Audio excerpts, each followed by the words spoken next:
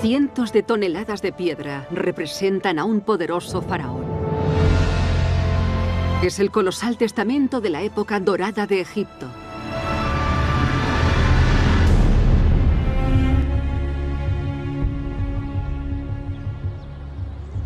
Creo que es aquí, a los pies de los colosos de Menón, donde uno puede hacerse una idea de quién fue Amenofis III. Para mí, Amenofis III fue el faraón más importante del antiguo Egipto. Gobernó durante la época de máximo esplendor de la cultura y civilización egipcias. Él es la Edad de Oro, el paradigma de todo aquello que hizo grande al antiguo Egipto. El ascenso de esta gran civilización vino impulsado por su extraordinario sistema de creencias, cuyo objetivo principal era alcanzar la perfección en la otra vida. Capaz de resistir a desastres y épocas más oscuras. Para resurgir como el imperio más poderoso del mundo antiguo.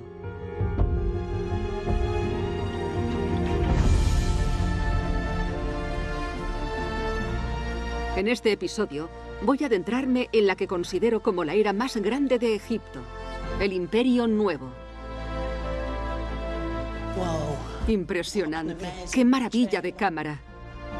Una época de lujo, grandes diseños y un esplendor sin igual. Es una preciosidad. Pero como todo lo bueno, no podía durar eternamente. La poderosa religión de Egipto resultó ser su mayor debilidad. Descubriremos cómo los sacerdotes se hicieron tan ricos. Fueron sus luchas de poder con la corona las que destrozaron la unidad de Egipto. Fue precisamente este conflicto el que transformó la época dorada de Egipto en una época de decadencia y corrupción que acabaría rompiendo Egipto. Repasando la vida de los personajes más famosos, voy a investigar qué pasó realmente durante el brillante Imperio Nuevo. Bienvenidos a mi historia del antiguo Egipto.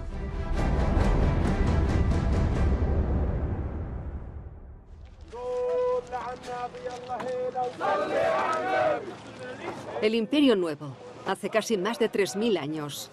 La era de Amenofis III o Amenhotep III. Un tiempo en el que el poder y las creencias de Egipto alcanzaron nuevas cotas de inmensidad.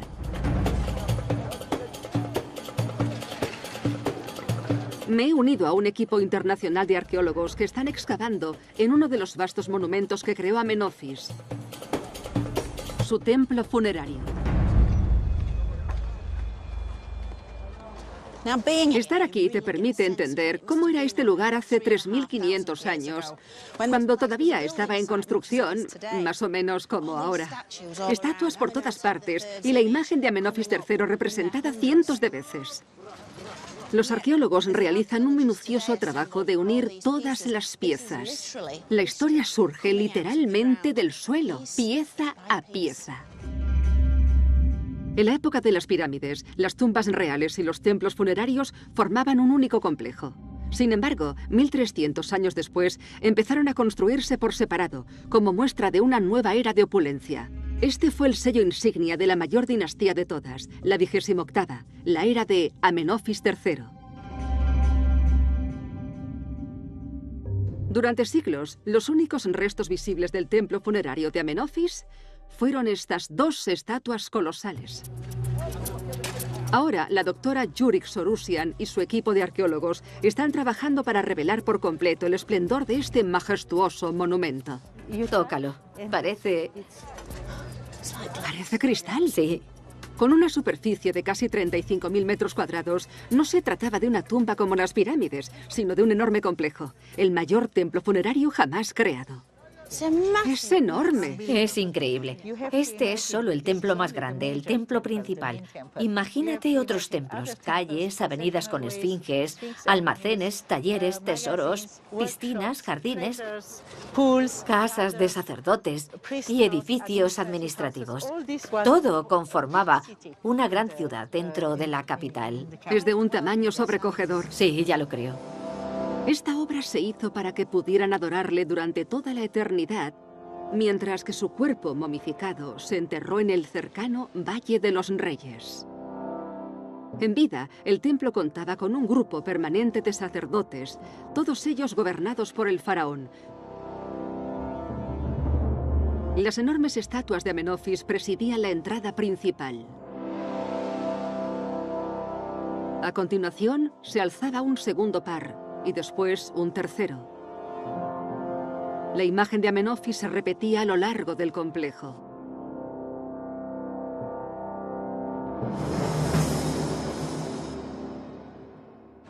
Espero que algún día sea posible viajar al pasado. ¿Puedo ir contigo? Puede que no tengamos una máquina del tiempo, pero tras 15 años de trabajo están empezando a aparecer algunas de las antiguas glorias del templo. Esto estaría muy alto. Poder tocarlo es impresionante. Poder cogerse de la mano del faraón es algo muy íntimo. Este coloso de la segunda puerta está escoltado por una de las estatuas mejor preservadas en las que aparece representada la consorte principal de Amenofis, la gran reina Tille o Ti. Aquí está. Ha sobrevivido a todas las catástrofes que han asolado a este templo. Parece un milagro. Podríamos decir que él la ha protegido durante siglos. Con un tamaño que no supera las dimensiones de la pierna de Amenofis, la representación de la reina Tille servía para exagerar el estatus de superhombre del faraón. Las imponentes estatuas eran más que un homenaje. Cada una de ellas garantizaba la inmortalidad del alma del rey. El faraón era un dios. Tengo una sorpresa para ti. Ha reservado lo mejor para el final. Adelante, destápalo.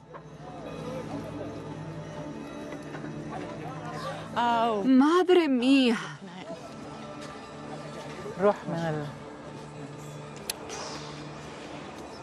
Se trata de la cabeza de Amenofis, que mide 3 metros y está tallada en el mejor de los alabastros. No sé qué decir. A lo largo de los años he visto muchos de sus retratos, pero ninguno tan imponente como este. Mirad la nariz. Es una escultura espectacular de la cara de Amenofis III. Nunca había visto nada igual. Con cientos de estatuas como esta, Amenofis multiplicaba su imagen como el dios más poderoso de Egipto, trayendo luz y vida al mundo.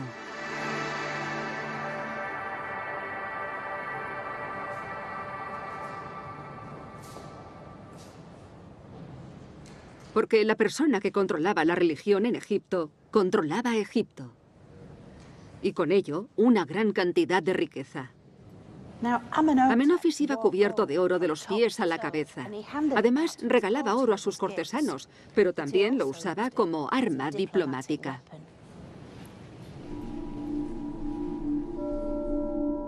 El inteligente uso del oro que hizo Amenofis III quedó registrado en escarabeos como este. Hacían las veces de boletín informativo del faraón. Circulaban por todo el imperio con las novedades grabadas en la base. En este caso, anuncia el nuevo matrimonio del rey. Recoge la noticia sobre su boda con una princesa siria del reino de Mitanni. Cuenta que el faraón envió oro al padre de la princesa y este, a cambio, ofreció la mano de una de sus hijas al faraón, como una especie de novia por correo. Su nombre era Kiluipa. Y llegó acompañada de una corte de 317 mujeres. Amenofis, impresionado, afirmó: «Es una maravilla». Este matrimonio diplomático, uno de tantos, era una manera efectiva de asegurarse paz y prosperidad. Amenofis fue capaz de utilizar un recurso clave, el oro, para conseguir todo aquello que quería y mantener el estatus de monarca supremo del mundo antiguo, del que gozaba en ese momento. Egipto compró la paz con el oro. El imperio de Amenofis III llegó a extenderse desde la actual Siria hasta lo que hoy conocemos como Sudán. En el mismo Egipto, el oro tenía un uso distinto y podía incluso garantizar un acceso privilegiado al otro mundo.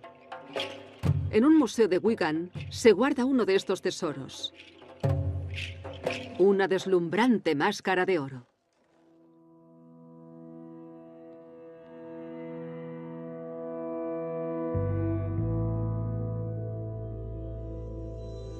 Formaba parte de un ataúd para una mujer, por lo que se plasmaron sus rasgos faciales para que la reconocieran en el otro mundo. Es una preciosidad. El oro nos hace pensar que se trataba de alguien muy especial con un estatus social alto, alguien adinerado. Nunca podremos saber su nombre, pero lo que está claro es que se gastó una fortuna en prepararse para la otra vida. Cubierta por pan de oro, nos mira con ojos de alabastro y obsidiana negra. Nos permite adentrarnos en su mundo, en su forma de pensar, porque a pesar de que la máscara sea una preciosidad, estaba enterrada en una tumba, enterrada en un agujero en el suelo. No era para los humanos, sino para los dioses y los espíritus a los que quería unirse. Por eso su piel es de oro, porque los dioses tenían la piel de oro y ella quería que la considerasen como una de los suyos y que cuidaran de ella durante toda la eternidad. Los egipcios tenían un pacto especial con los dioses que convirtió a su país, a su imperio, en uno de los más poderosos y especiales. En la Edad de Oro, este pacto especial brilló más que nunca. La riqueza de Egipto se veía reflejada en su fe en la otra vida. El aumento de la cantidad de oro que acompañaba a las momias reales provocó que las tumbas tuvieran que ser lugares seguros a toda costa. Así que se estableció un lugar secreto en la orilla oeste de Tebas para enterrar a los faraones.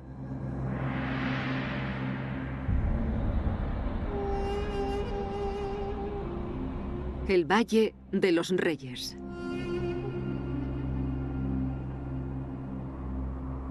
Siguiendo una costumbre ancestral, era esencial que cada una de las momias reales fuera enterrada en su tumba, porque cada una de ellas se convertía en un ancestro real, cuyas almas acumuladas formaban la esencia de Egipto.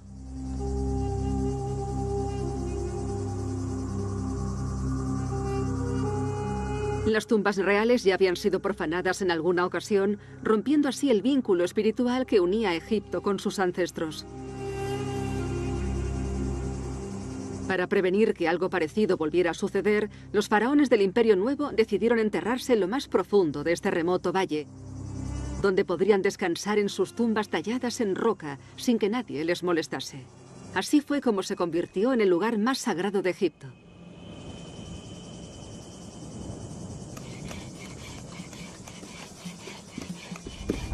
Tan elaborada preparación para embarcarse en la otra vida alimentó a una economía en crecimiento.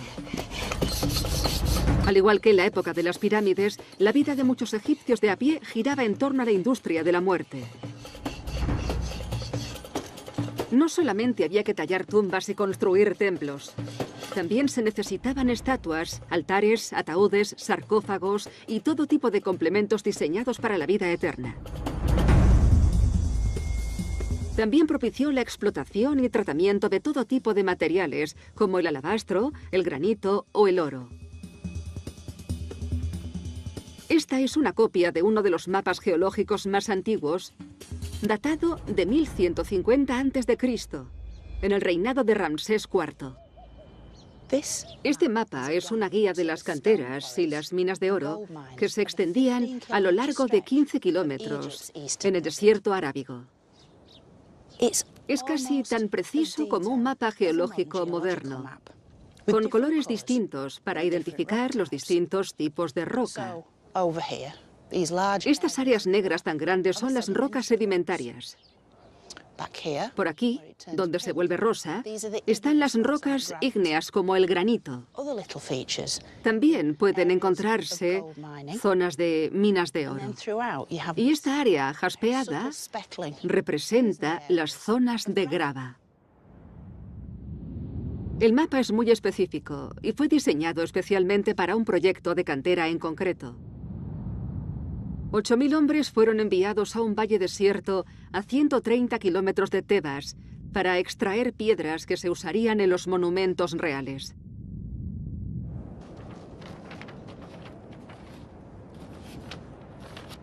Pero lo que hace especial a este mapa es que nos lleva hasta la gente normal que trabajaba para el faraón construyendo tumbas en el Valle de los Reyes. Fue descubierto por unos arqueólogos en Deir el-Medina, un asentamiento que nació para acoger a los constructores de tumbas, arquitectos, artistas y escribas, así como a sus familias. Fue un lugar lleno de vida, niños jugando en las calles, entregas de pedidos y los colores, sonidos y olores de la vida cotidiana. El que diseñó el mapa fue uno de los trabajadores que vivían aquí. Hoy en día conocemos la identidad del diseñador del mapa, el escriba Amenak. Su distintiva escritura es ampliamente conocida gracias a otros trabajos literarios como poemas, plegarias, mapas o planos de tumbas. Y hay una pequeña inscripción con su nombre tallado, por lo que sabíamos dónde vivía. Amenak vivía aquí. Esta era la casa del escriba.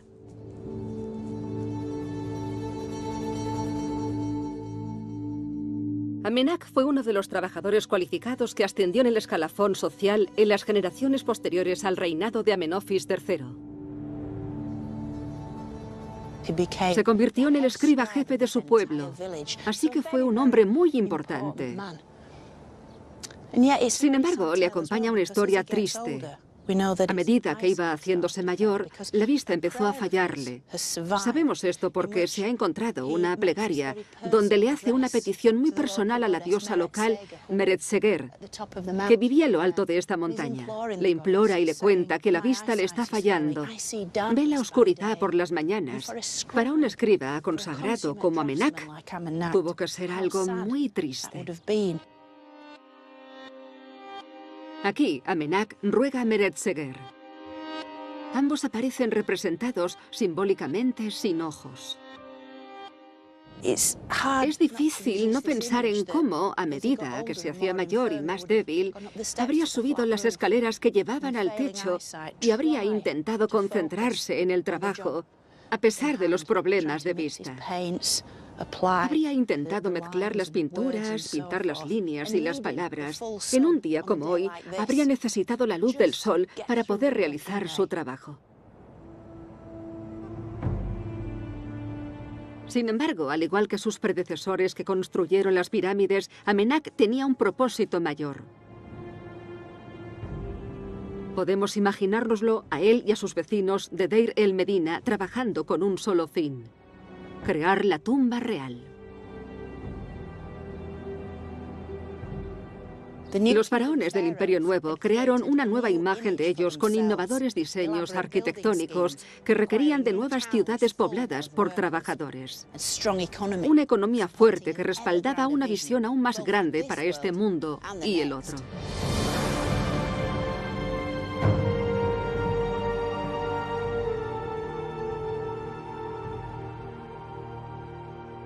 Pero las creencias religiosas que habían encumbrado a Egipto hasta alcanzar el cenit también suponían una seria amenaza. En el Imperio Nuevo, la mayoría del Estado se concentraba en Tebas. El lado oeste de la ciudad estaba consagrado principalmente a la ciudad de los muertos, mientras que en el lado este se concentraba la mayoría de la población y era el lugar donde se encontraba el templo principal de Egipto, Karnak.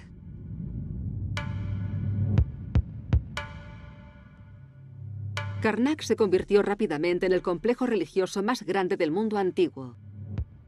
Y con ello creció su influencia. Así como la influencia de sus sacerdotes. Para saber qué es lo que pasó realmente, necesitamos estar entre bastidores.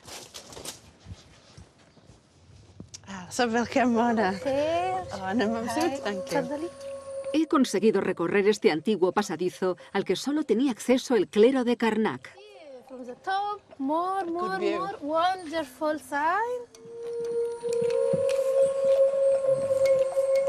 Lleva hasta la zona más alta del templo, desde donde hay unas vistas de las que no todo el mundo puede disfrutar.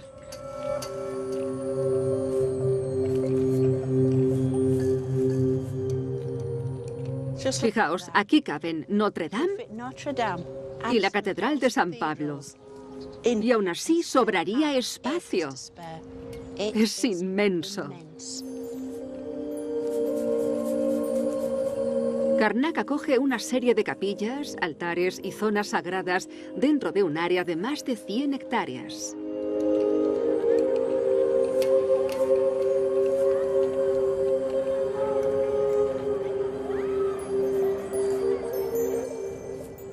Este fue el corazón religioso de Egipto durante más de 2000 años. Karnak es tan vasto porque todos los faraones invirtieron gran parte de su fortuna en este templo. El oro y los botines de guerra llenaban los cofres del templo. Además, cada faraón quería construir sus propias estancias, altares y obeliscos para superar a sus predecesores. Todo ello dedicado a la gloria de Amón, el dios supremo de Karnak. A lo largo de los siglos, Amón pasó de ser un dios tebano local a convertirse en la deidad principal de Egipto. La nación giraba en torno a él. Todos los faraones tenían que contentar a Amón, ofreciéndole sus riquezas y atendiendo a todas sus necesidades. Este privilegio recaía sobre el sumo sacerdote de Karnak y se llevaba a cabo en el santuario interior del templo. Ceremonias secretas a las que solamente podía asistir la realeza. Estamos en el corazón del templo de Karnak. Aquí es donde vivía el dios, justo dentro de esta estatua. La estatua original no era mucho más grande que esta. Estaba hecha de oro puro y se conservaba en un pequeño altar dorado cerrado por dos puertecitas. Cada mañana el sacerdote supremo entraba a despertar al espíritu del dios. Lo saludaba, lo limpiaba, lo bañaba en perfume, lo maquillaba, lo vestía con distintas prendas de lino y finalmente ponía pequeñas joyas a la estatua. De este modo, el dios podía empezar a disfrutar del día. A diario agasajaban a Amón con los mejores platos. Carne asada, pan, fruta y verduras, acompañadas por vino y cerveza. Las nubes de incienso ahuyentaban a las fuerzas malignas y los músicos y bailarines servían de entretenimiento. Al tener contenta a la deidad más poderosa, creían que ésta traería agua al Nilo todos los años, haría que el sol saliese cada mañana y conservaría el estatus supremo de Egipto.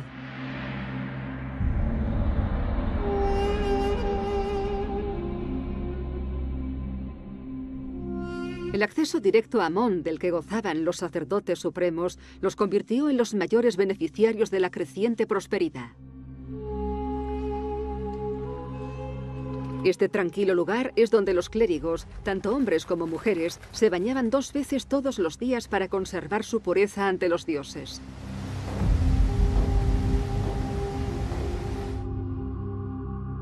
Conocidos como los puros, se distinguían del resto de la sociedad por su particular apariencia, resultado de una rutina diaria de rituales.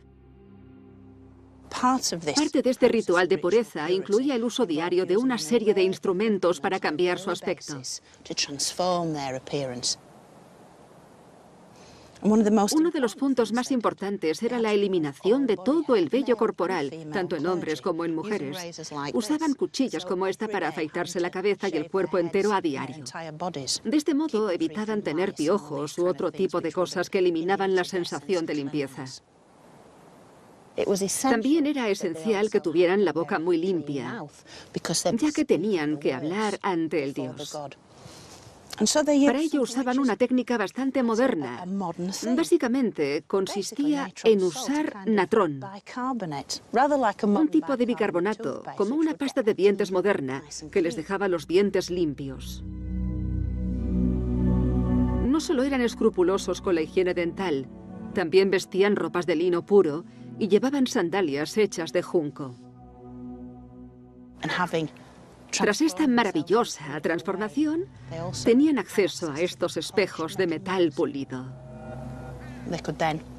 Así podían admirar su nueva apariencia y distanciarse de la plebe. Para los antiguos sacerdotes, la limpieza era un signo de divinidad, y ellos eran los elegidos de Dios.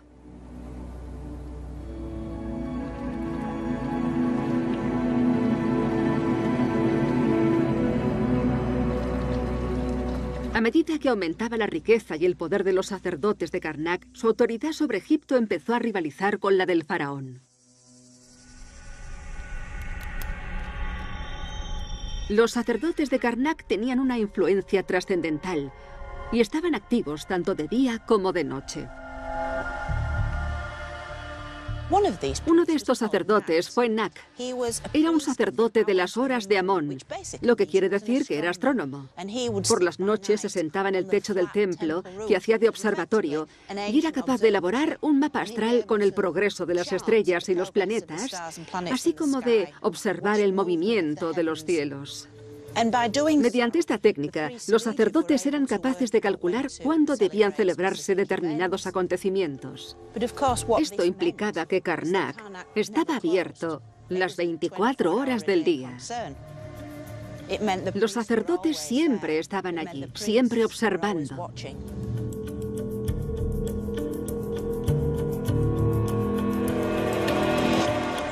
Consciente de la potencial amenaza que suponían los sacerdotes de Karnak, Amenofis III introdujo a sus familiares en el templo para asegurarse su lealtad. Sin embargo, estas sutiles estrategias de control iban a esfumarse con la llegada de un nuevo faraón, Akenatón. Hijo y heredero de Amenofis. A diferencia de su padre, Akenatón no era precisamente muy diplomático. Su ferviente ambición pronto sumergiría a Egipto en una época de extremismo político y religioso.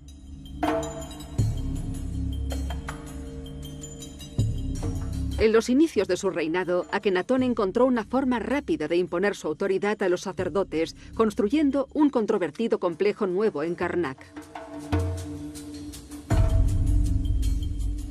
Lo que observamos aquí es algo muy inusual. Es parte de una pared del templo de Karnak, pero no de la parte tradicional del templo, sino de una sección que se construyó un poco después y que se convirtió en un edificio revolucionario.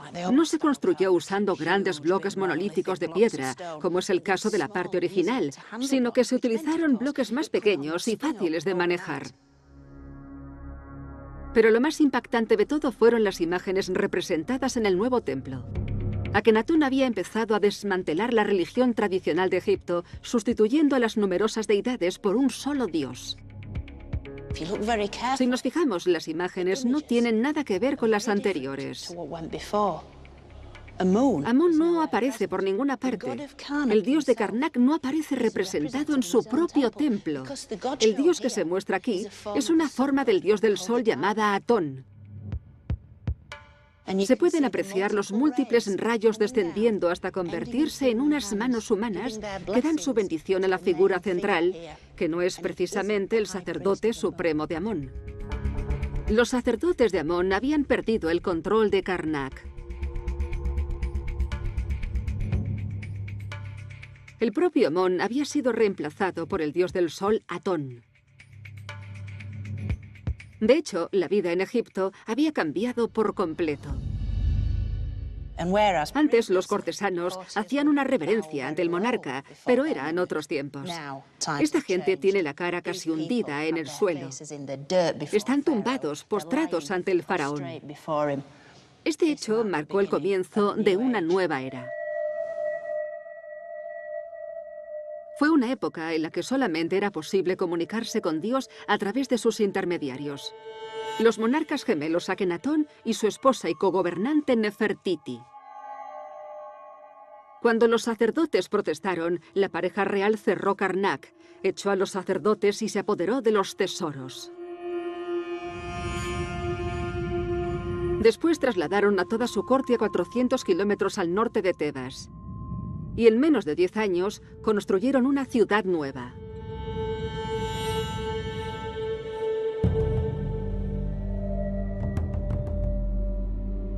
Hoy en día conocida como Amarna, sus palacios, templos y tumbas fueron decorados con imágenes de Atón, el dios del disco solar.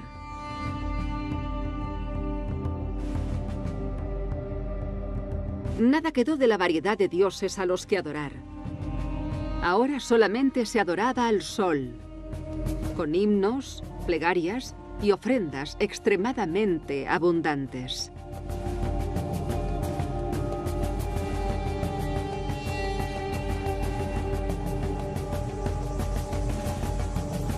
No obstante, la visión utópica de la pareja tenía un precio. Y cuando Akenatón murió, después de un reinado de 17 años, Egipto estaba en la ruina. Su hijo se convirtió en rey de Egipto y, a pesar de reinar durante menos de 10 años, consiguió convertirse en el faraón más famoso de la historia de Egipto.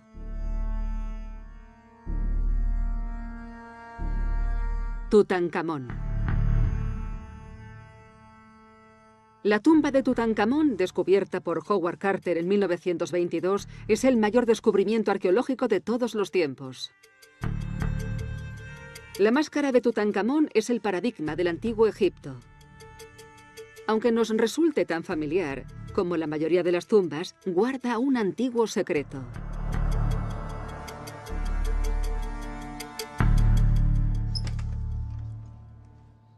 He venido al Instituto Griffith de la Universidad de Oxford para estudiar los documentos más detallados que existen al respecto. En el primer estante están todas las notas y diarios de Carter. En la parte de abajo tenemos todos los negativos de cristal originales de Harry Barton. En estas delicadas diapositivas de cristal están los negativos originales de las imágenes que tomó el fotógrafo de Howard Carter y en las que se puede apreciar cada fase de la excavación, que duró 10 años. Esta muestra es la primera vista que tuvieron de la momia. Una visión de la tumba de Tutankamón que no es habitual. Este es el sudario encontrado en el tercer ataúd más profundo. Este es el momento en el que los embalsamadores acababan de terminar. Se depositaban las coronas y las ofrendas florales antes de colocar la tapa final. Es un privilegio poder verlo en blanco y negro. Vaya, es algo muy profundo.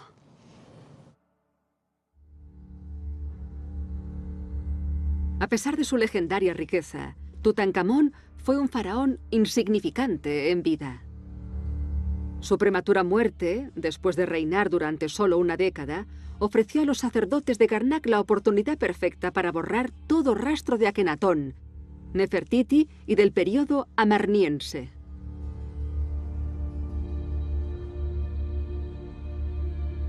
Estas maravillosas fotografías demuestran cómo lo hicieron.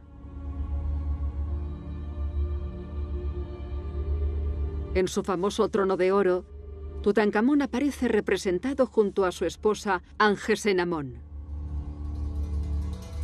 Pero no es oro todo lo que reluce, tal y como demuestran estudios recientes. Si observamos la parte trasera de la cabeza de la reina, ha habido un ligero corte justo donde estaba la peluca original. Ocurre lo mismo con la corona de Tutankamón. Aquí hay un añadido. Detalles como estos nos proporcionan pistas, puesto que los aderezos de la cabeza y las joyas eran cruciales para identificar a los miembros de la realeza. Al alterar las imágenes, habían personalizado el trono para Tutankamón. Sin embargo, la característica que nos revela a quién perteneció este trono realmente es la deidad que aparece encima del rey y la reina. Aunque hay referencias a Amón, es Atón el que emerge como figura central del trono, lo que convierte a esta pieza en un trono del periodo amarniense. Parece ser que las figuras que representan a Tutankamón y a su mujer en realidad eran Akenatón y Nefertiti.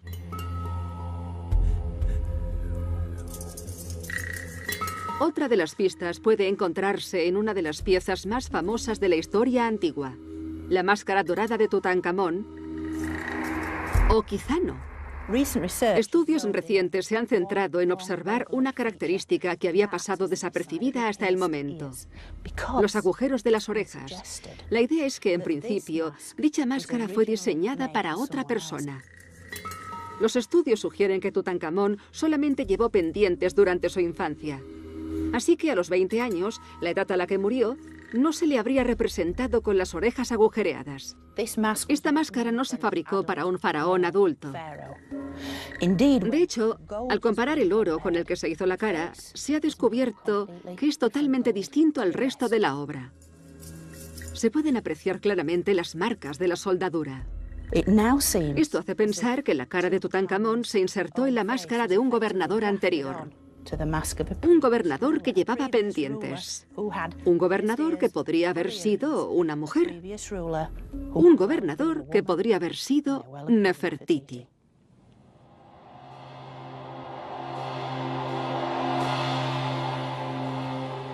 De hecho, se estima que alrededor del 80% de los objetos encontrados en la tumba de Tutankamón pertenecieron bien a Akenatón o bien a Nefertiti.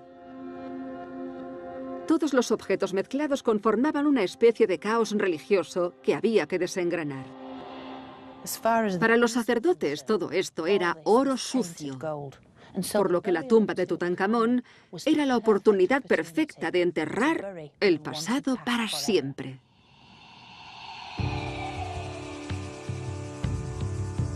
La ciudad de Amarna fue abandonada y demolida, así como la memoria de todo aquello que representaba.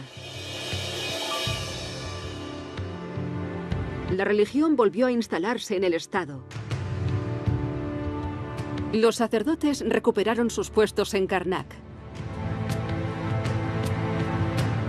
Y Tebas era, de nuevo, el lugar donde yacía el poder sagrado. Era el turno de la siguiente dinastía del Imperio Nuevo. Tutankamón, que murió sin dejar heredero, fue sucedido por una serie de gobernantes castrenses. La dinastía decimonovena.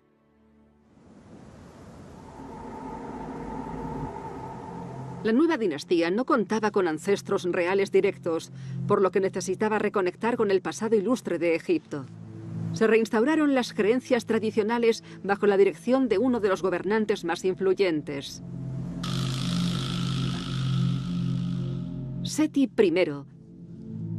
cuya tumba en el Valle de los Reyes es la más grande de las que se pueden encontrar aquí. Actualmente está cerrada al público, pero me han concedido un permiso especial para explorar este espectacular laberinto. La tumba nos invita a adentrarnos en las profundidades, nos atrae hacia el inframundo y la oscuridad. Es una tumba verdaderamente profunda. Los 174 metros de pasillos y cámaras que la conforman se esculpieron a mano. Y se cubrieron de arriba abajo con escenas realmente espectaculares. Vaya, esta cámara es asombrosa. Está completamente cubierta de titilantes estrellas doradas. Las paredes de la tumba de Seti muestran un mensaje claro: el retorno de las deidades tradicionales en toda su gloria.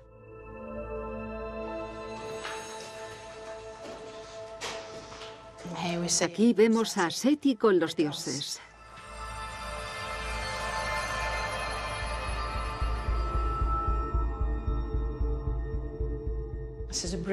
Es una cámara magnífica. Imágenes repetidas del faraón junto a los dioses. Los dioses han vuelto y tienen muchas ganas de mostrarlo. Aquí lo vemos con Anubis, el elegante chacal negro, dios de la muerte y patrón de los embalsamadores. Aquí aparece Seti haciendo una ofrenda a Hathor, diosa del amor que cuidaba de las almas de los muertos. Y Horus, el dios de la realeza, que aparece con las coronas conjuntas del Alto y el Bajo Egipto. Por último, Seti establece la mayor conexión con el pasado al representar a la deidad por excelencia: Osiris, dios del inframundo. Representa a cada uno de los faraones que precedieron a Seti, el cúmulo de poderes de los ancestros reales, y Seti es muy inteligente al mostrarse en compañía de Osiris. Es un guiño a la grandeza que convirtió a Egipto en una nación tan fuerte. Cada imagen y cada jeroglífico nos trasladan a la era dorada de Amenofis III. Como continuación a esta herencia dorada, el reinado de Seti disfrutó de un verdadero renacimiento del arte y la cultura. La joya definitiva de su reinado estaba en su tumba, su cámara funeraria. Es algo soberbio, increíble. El motivo del cielo nocturno funciona a la perfección.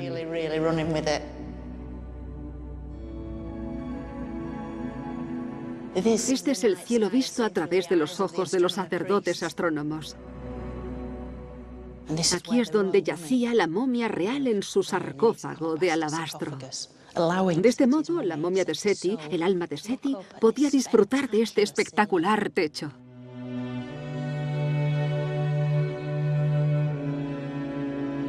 El sistema egipcio de creencias tradicionales cubre todas las superficies.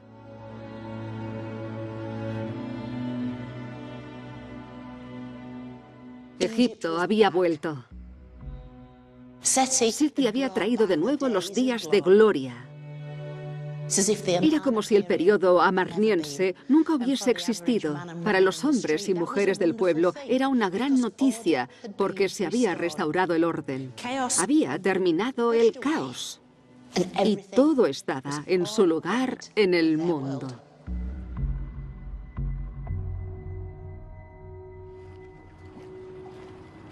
La Edad de Oro se había restaurado. Y no solo para los grandiosos faraones, sus gloriosas tumbas y enormes monumentos, también para la mayoría de la población de Egipto, incluidos los habitantes de Deir el-Medina, el poblado de los constructores de tumbas situado cerca del Valle de los Reyes. A las afueras del poblado había un gran hoyo, el vertedero. En él se han encontrado cientos de miles de piezas de cerámica y piedra, cubiertas de imágenes y palabras. Escrito con un discurso hierático, una especie de jeroglíficos, son el equivalente a las notas, las listas de la compra o mensajes de texto actuales. Este es el tipo de cosas que nos permiten conocer cómo era el día a día. Sí, ya veo. Y saber qué era lo que pasaba realmente. Con la ayuda del doctor Glenn Godonjo, un experto en escritura hierática, podemos colarnos en ese mundo privilegiado, alejado de los reyes y los dioses. ¿Cuál es tu favorito? Me quedo con este. Es muy interesante porque se trata básicamente de una lista de cosas que necesitas para una fiesta. La información aparece en una tabla, así que tenemos filas y columnas y en cada uno de los espacios aparece el nombre de una persona y lo que llevó a un evento en concreto. Por ejemplo, esta persona, aunque no se ve el nombre, llevó 11 unidades y fue la persona que más cosas llevó. Sabemos, por ejemplo, que llevaron pan y aquí abajo tenemos cerveza, una jarra para ser exactos. Además de la cerveza y el pan, aparecen registrados alimentos para darse un verdadero festín. 20 piezas de fruta, una jarra llena de alubias, pescado, carne e incluso tarta. Lo que más me gusta de todo esto es la idea de la comunidad reuniéndose. Hace que podamos identificarnos con los antiguos egipcios y los convierte en algo más real. A todo el mundo le gustan las fiestas, pero no toda la vida es fiesta, y la gente pasa por épocas duras. Este fragmento empieza con la historia de una ruptura. Jesisunebez se ha divorciado de la señorita Hel. A continuación se desarrolla una tierna historia de apoyo por parte del anónimo autor. Da la impresión de que quería cuidar de Hel. El texto cuenta que el autor se pasó 3 años dándole una medida de farro al mes.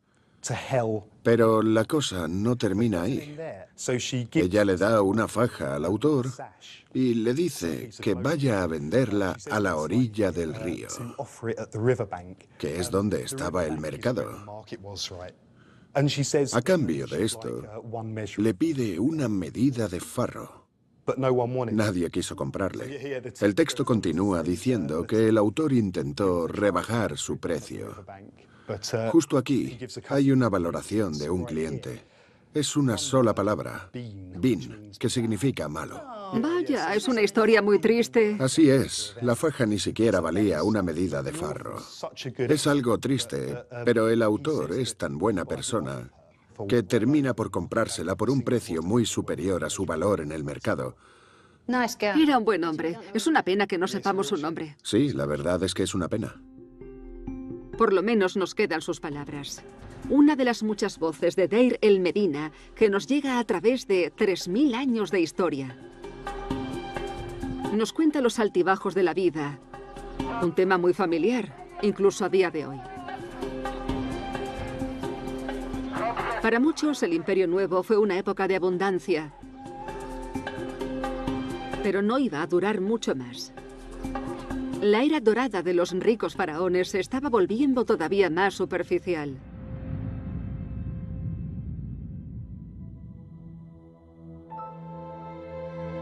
Ramsés II, hijo de Seti I, fue el constructor más prolífico de Egipto. Derrochó el dinero construyendo ostentosos monumentos. El más conocido de ellos es el templo de Abu Simbel. Este tipo de construcciones grandiosas acabaron vaciando las arcas reales, así como el coste de una serie de guerras en el extranjero. Para cuando llegó Ramsés III, las grietas ya estaban empezando a aparecer. A medida que subía la inflación, los productos de los graneros estatales escaseaban. Como consecuencia, las raciones mensuales que los empleados como los constructores de tumbas y los artesanos recibían ya no llegaban a tiempo.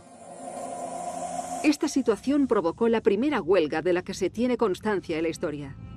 Sucedió en el 1155 a.C., cuando los constructores de tumbas se quejaron de que no habían recibido el suministro de comida asignado. Al mes siguiente volvió a pasar lo mismo, así que dejaron las herramientas, marcharon hacia el templo más cercano y gritaron: ¡Tenemos hambre! Para asegurarse de que sus quejas fueran escuchadas, organizaron una sentada en el templo. Pero la respuesta del Estado no hizo más que añadir leña al fuego. Los funcionarios locales solo pudieron entregarles un puñado de dulces, pero esto no solucionaba nada. La indiferencia de las autoridades provocó que las protestas se prolongaran durante semanas. Las quejas se incrementaron. Pronto los huelguistas comenzaron a chillar a las autoridades cuando salían a la calle, incluyendo al gobernador. Al Al final consiguieron acallar las protestas de los trabajadores proporcionándoles lo que pedían justo a tiempo para celebrar el jubileo del faraón sin conflictos. Sin embargo, los huelguistas habían dejado en evidencia el menguante poder de la monarquía. El faraón estaba rodeado por una burocracia corrupta e ineficiente. La gloriosa burbuja de la extravagancia real se rompió. Los rivales del faraón estaban al acecho. Eran los sacerdotes de Karnak. Estos se habían hecho fuertes gracias a las ofrendas a los dioses que servían. El destino de la realeza estaba escrito literalmente en la pared. En esta zona poco conocida del templo de Karnak se aprecia qué es lo que quiero decir. El sacerdote supremo está haciendo una atrevida declaración de intenciones, pero para darse cuenta hay que fijarse en los detalles. Esta es una escena fascinante. En ella podemos ver al faraón Ramsés IX mirando al sacerdote supremo. Pero hay algo extraordinario en ella. Por primera vez, el faraón y el sacerdote están representados a igual escala. Tienen la misma altura. Esa es la razón de la expresión de satisfacción del sacerdote, con los brazos en alto a modo de victoria. Los sacerdotes eran muy listos y representaron al faraón subido a un cajón. Así parece que sea más alto, cuando en realidad miden lo mismo. Esto demuestra que los sacerdotes tenían el poder. Básicamente le están diciendo al faraón que son igual de grandes que él y, por lo tanto, igual de importantes.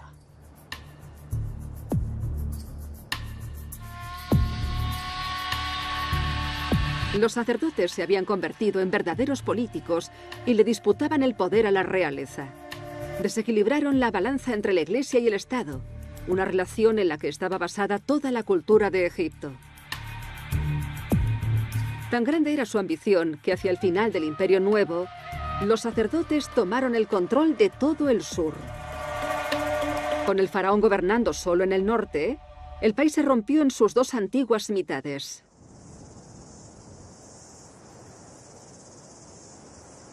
Pero lo peor estaba por llegar. En Medinet Abu, el templo funerario de Ramsés III, se puede apreciar cómo estos sacerdotes y políticos no tenían ningún interés por la otra vida. Solamente les importaban el estatus y las riquezas.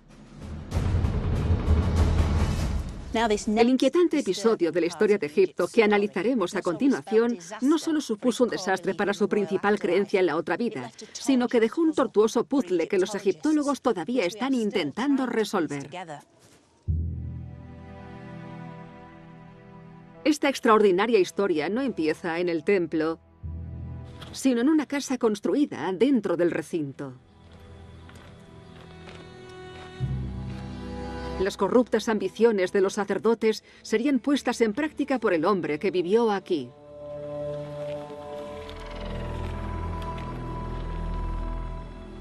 Se llamaba Butehamun. Como escriba de la necrópolis, trabajaba en el cercano Valle de los Reyes. Este es Butehamun, con la cabeza rapada, la falda almidonada y los brazos alzados a modo de plegaria. Está rezándole al gran dios de Tebas, Amón. Aunque su historia no tiene nada que ver con esta imagen tan piadosa. Fue aquí mismo donde recibió una carta con instrucciones de su jefe, el sacerdote supremo de Karnak. Esta es una copia de la carta. Su contenido es impactante. En ella, el sacerdote supremo le dice a Butehamun: tendrás que desempeñar para mí una tarea en la que nunca antes te has embarcado. Abre una de las tumbas de las más antiguas y conserva la puerta sellada hasta que vuelva. Aunque es un lenguaje algo eufemístico y críptico, tanto el emisor como el receptor sabían de qué estaban hablando. Este acto tendría un gran impacto sobre Egipto. Butehamun fue ascendido. Su nuevo título era el de abridor de las puertas de la necrópolis.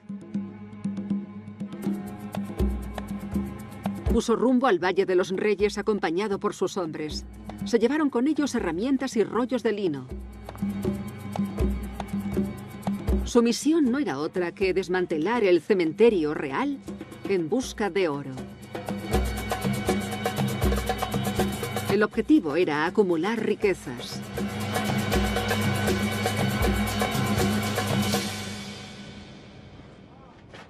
No era la primera vez que se expoliaban tumbas en Egipto. La diferencia de este saqueo es que era una orden de la autoridad. Venía directamente del propio sacerdote supremo. Era un saqueo autorizado por el Estado.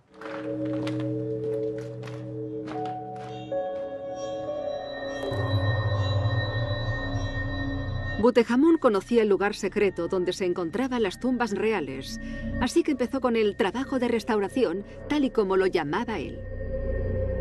El tabú definitivo estaba a punto de romperse. Butejamun y sus hombres se pusieron manos a la obra. Rompían el sello de las tumbas reales, levantaban la tapa del sarcófago, sacaban a las momias de sus ataúdes de oro y se disponían a desenvolverlas. Después las despojaban de todas las cosas de valor, máscaras de oro, joyas o amuletos que iban a parar al tesoro del templo.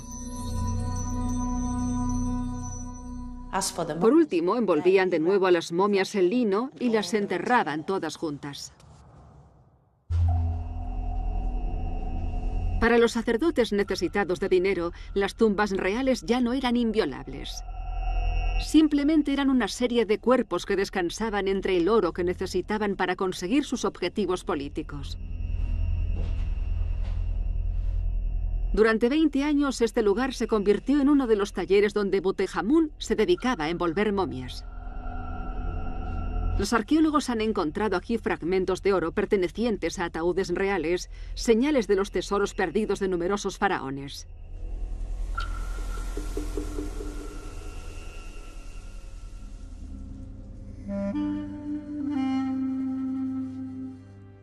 La escritura de Butejamun fue descubierta en la momia de Ramsés III.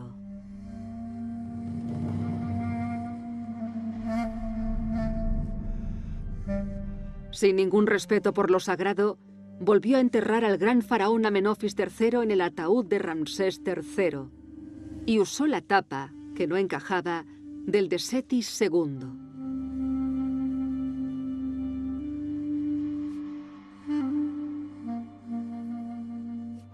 Solamente una tumba, escondida bajo los escombros, escapó del saqueo indiscriminado.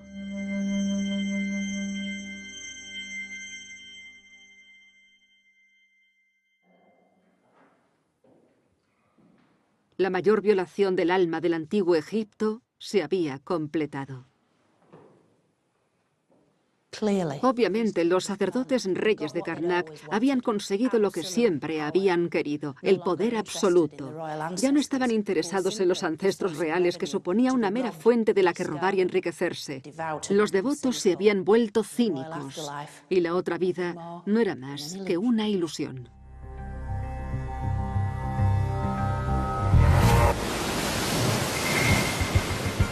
A partir de ahora, la historia de Egipto será escrita por invasores procedentes de más allá del Valle del Nilo. Cambises le mandó un mensaje muy claro a los egipcios. Ahora mandaba él. Pero el arma secreta de Egipto era su cautivadora cultura. ¡Wow! ¡Mirad eso! ¡Miradlo! ¡Es precioso! Consiguió seducir a gobernantes de lugares remotos del mundo antiguo. El renacimiento final del Egipto antiguo estaba en las manos de otro gran imperio. Que pase el gran hombre macedonio. Que pase Alejandro Magno.